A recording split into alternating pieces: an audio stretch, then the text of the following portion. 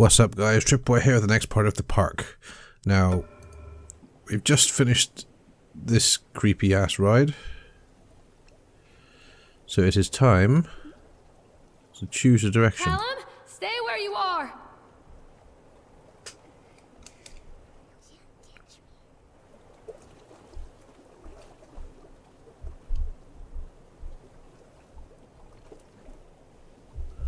Right, so couldn't find the keys then. Derp. Right, here we go. Stay where you are! This isn't a game, Callum. Where did you go? Well, I'm going to try this way. Screw it.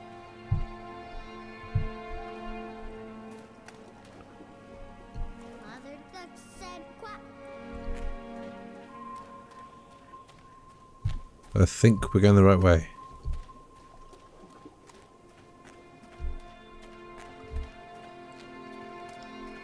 Gotta say, it's not a very professional looking place.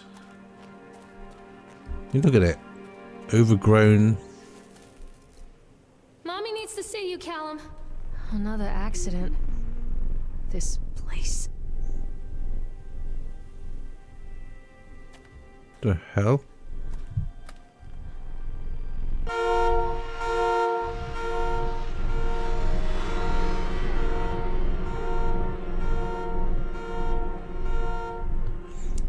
Despite the constant interruptions to work, Atlantic Island Park will be opening on time. The governor is booked to cut the ribbons, so the only real question is whether we will have any customers. I'm not truly worried, the customers will come out of simple curiosity.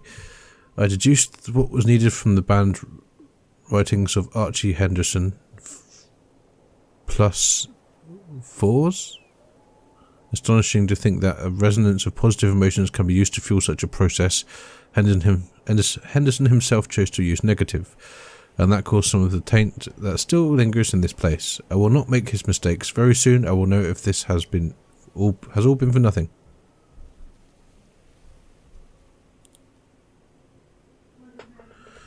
Okay.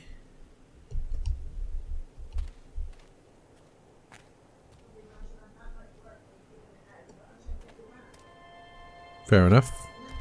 Wait for Mommy!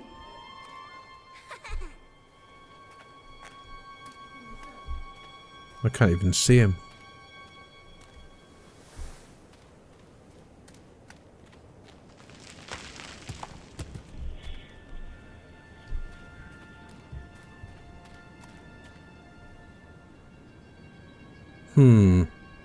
Curiouser and curiouser.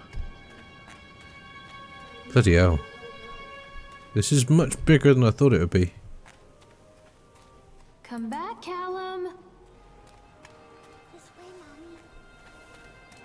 Which way? Can't see you. Come out, sweetie.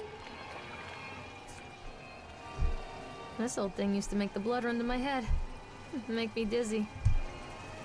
The guy just What's this? snapped. Those poor kids. Right, she's finished talking. So, eyewitness report Atlantic Island Park incident. Officer on duty Sheriff F. Bannerman. Witness name Creed Norma. Statement. We were waiting for our turn on the ride. Frank, me and the boys. This fellow in the chipmunk suit is making an ice carving while people took photographs.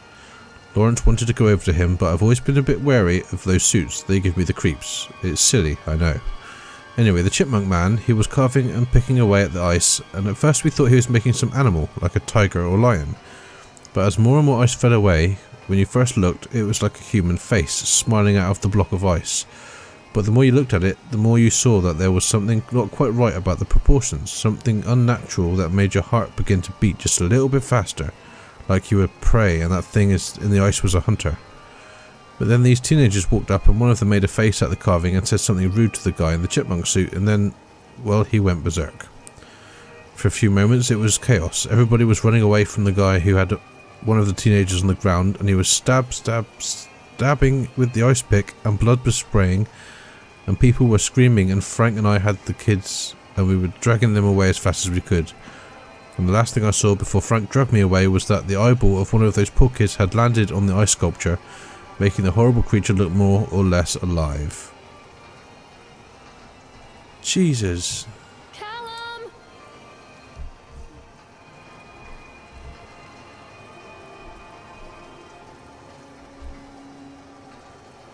I honestly don't know where to go. Callum, tell Mommy where you are.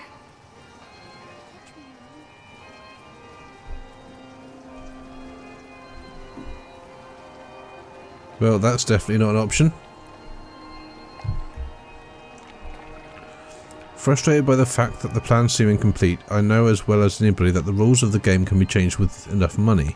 But no matter how much money talks, it can't conjure up missing plans from thin air. I've tried contacting the organisation who sold me these plans, and they are stonewalling me. Every contact that I had, every meeting place that I have had watched are swept bare.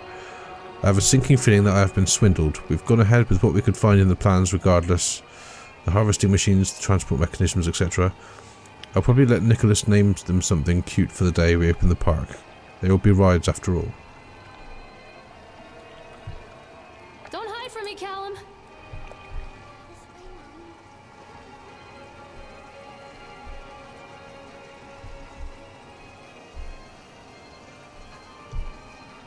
Okay. Don't think he's gone that way, so let's see if we can actually go on this.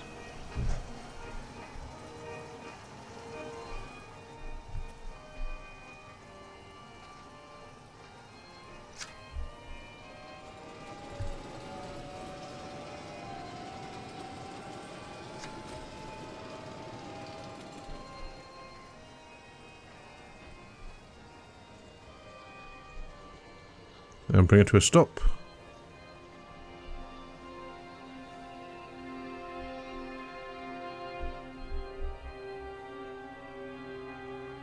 We're going to stop? Yes.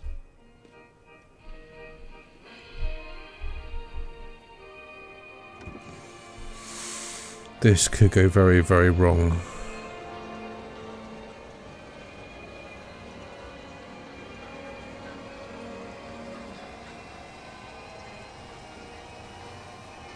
Okay, I need to make sure I'm looking everywhere.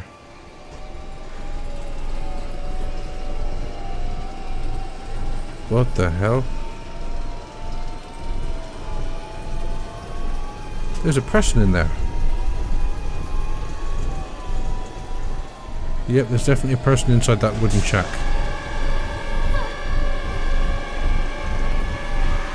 Oh, Jesus.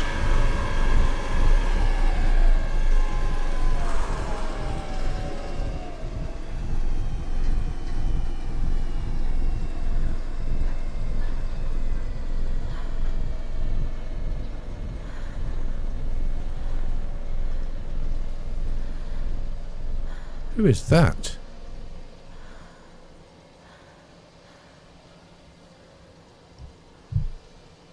Okay, let me off.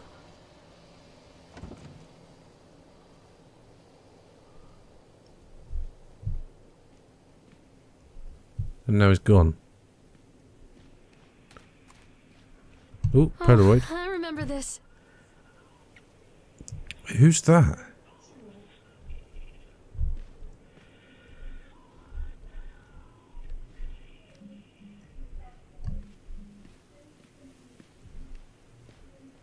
Anything else on these benches? Should probably check them all just to be safe. Nope. So let's get out of this place then.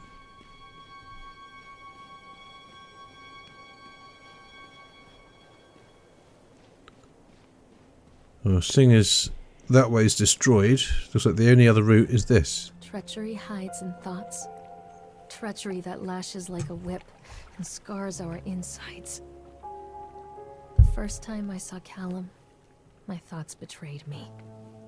I looked down at this wrinkled, red, bawling thing and I thought, is that it? We build our world from expectations, and the world that I had built for Callum was no different. He was so real, so there, and so far from my expectations. And they shattered, and as they fell in pieces, that one treacherous thought became a new foundation. All of the love that we shared, all of the warmth and goodness that followed, built on a single, traitorous thought. There's a person in there. Okay, bloody hell, that's a lot of text. Here we go. I thought working in the park for a summer would be a lot of fun, but the end of the season is here. But the end of season here really drags. There aren't that many tourists around, and so most of the staff spend their days standing around gossiping. And most of that gossip is about Chad. I mean, Steve. See? Even I'm starting to call him Chad, and I went to school with the guy. It's that goddamn suit. In the beginning it was a laugh. Steve, the local lush, as Chad, the chipmunk. Child-friendly mascot at Atlantic Island Park. Lock up your daughters and all of that. But the more he wears that suit, the weirder Steve is getting. At first it was little things, like refusing to change out of the suit at work and taking it home with him every day. That's a little weird. But I saw him at Susie's diner still wearing it, and it wasn't even a work day. Some of the staff complained, discreetly, to park management about the smell, and I saw him walking and talking with Mr. Winter, the owner, one day. But nothing seems to have changed. The suit still smells like a carcass whenever Steve walks by, and apparently Steve has picked up some new skills since the last time I saw him, puking up in a gutter outside this Psychoil station, because he sure as hell can carve a mean ice sculpture. Those shapes he makes in the ice though, they give me the creeps. Steve came by the booth today, lucky me, and he just hung around for a while. I couldn't really tell because of the suit, but it seemed like he was just staring at me, sizing me up, eye-fucking me, whatever he was doing. I asked him what he wanted and he just stood there not saying anything. Eventually I called my supervisor, and when he came by, Chad, Steve, wandered off. My supervisor told me to put everything in writing, so here it is. Also, I quit. I don't want to see that chipmunk suit ever again. Laura Henman. Whoa.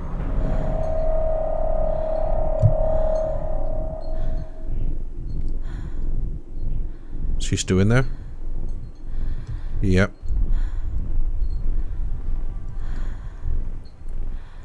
Can I actually get in the building?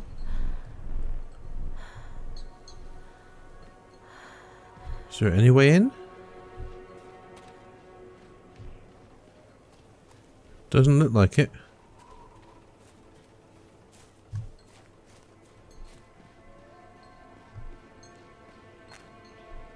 So is she still there? Yeah. Okay, fair enough.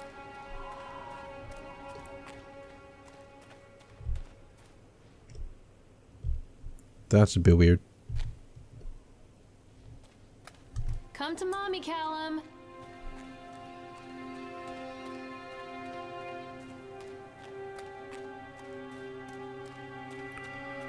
Okay. Constant Dodgems? crashes and 80s music. I guess it floats someone's boat. Callum, where are you? I need to go over here, it seems.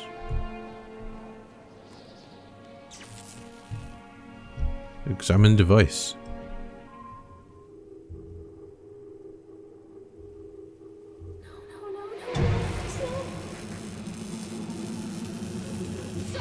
What?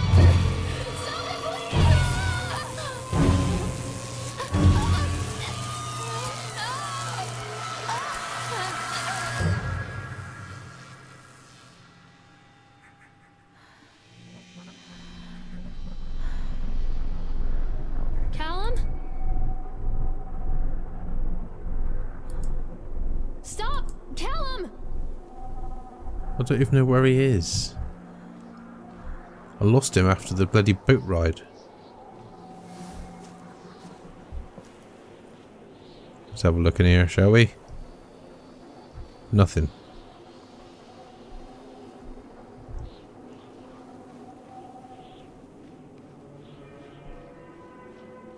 Okay. Where are you?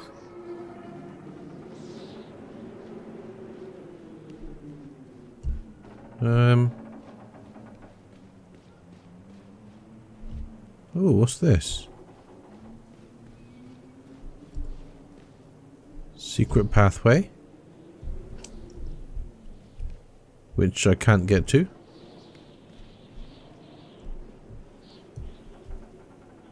Interesting. Right, let's...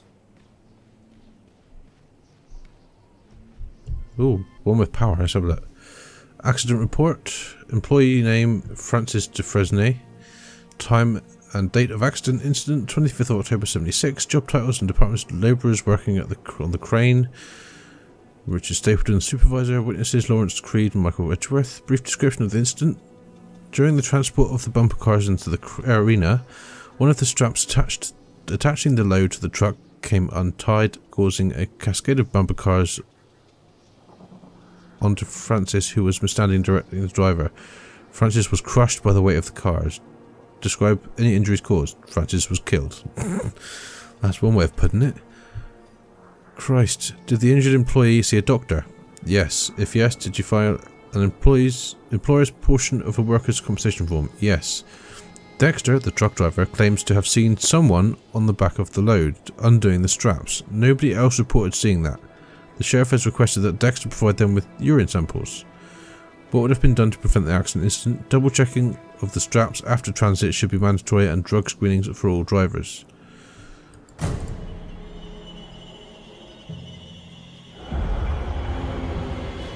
What the hell?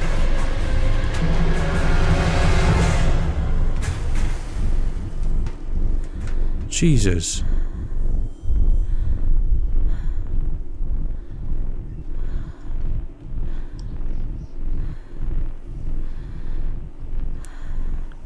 Well, that was a bit unexpected. Right, so just need to change batteries a second, because my headset decided that then was the good time for it to run out of power. Disadvantage of wireless, I suppose. But luckily I've got rechargeable batteries, so it doesn't cost me anything other than the electricity to power the charger. I'm guessing I now go up there rather than that way. I'm going to have a look over here first, but I'll probably end up going the other way. It's leading me.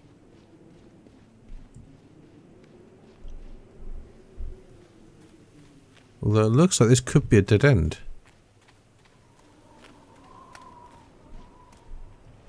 Read page.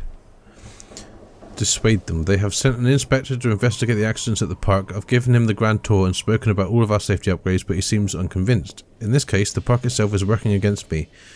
This dour man has become more and more intractable the more time he spends in the park. I've offered to pay for his stay in the Overlook Hotel to get him out of here. It seems to have made him even more paranoid. I don't think this man is going to allow my park to stay open. This is a disaster for my ultimate goals. So that's the roller coaster. Okay. So I think I will head back. Wait a minute, what's this?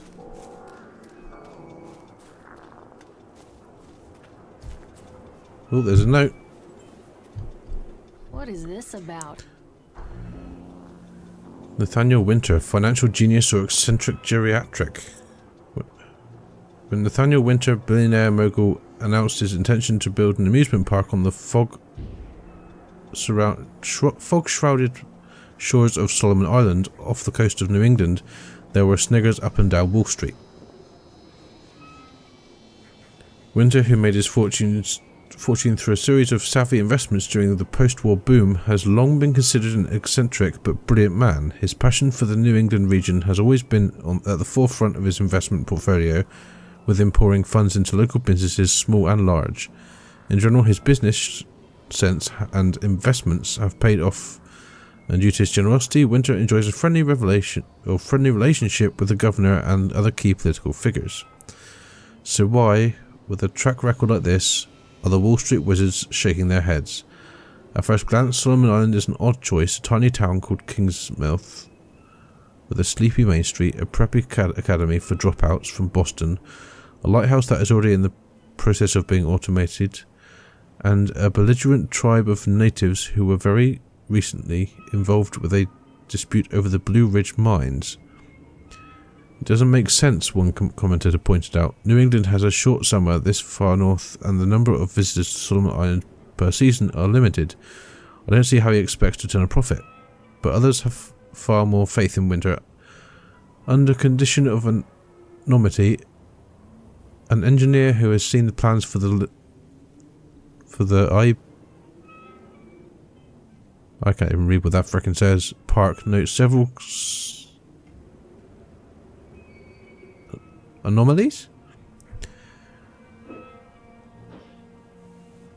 He's digging far deeper than is needed for an amusement park, including several underground chambers which are too small to house machinery.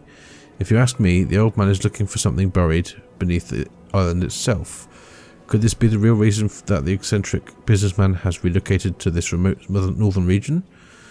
Is this corporate misdirection of the highest order by a crafty entrepreneur?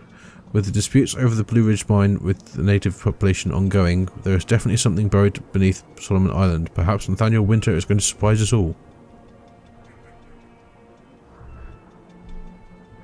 Yeah, never know. Right, let's get a move on. I'll see if I can get up those stairs. Where are you, Callum? Yeah, he's just gone now.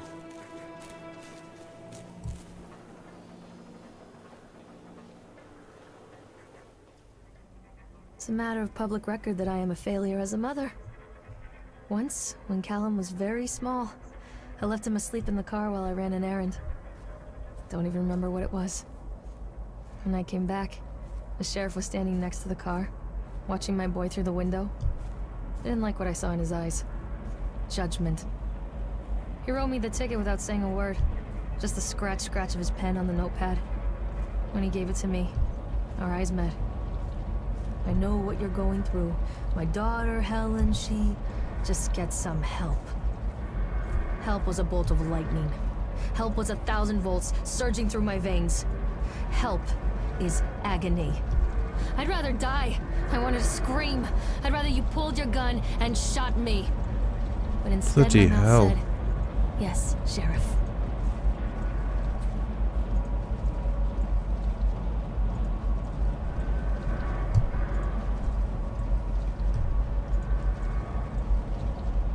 Okay.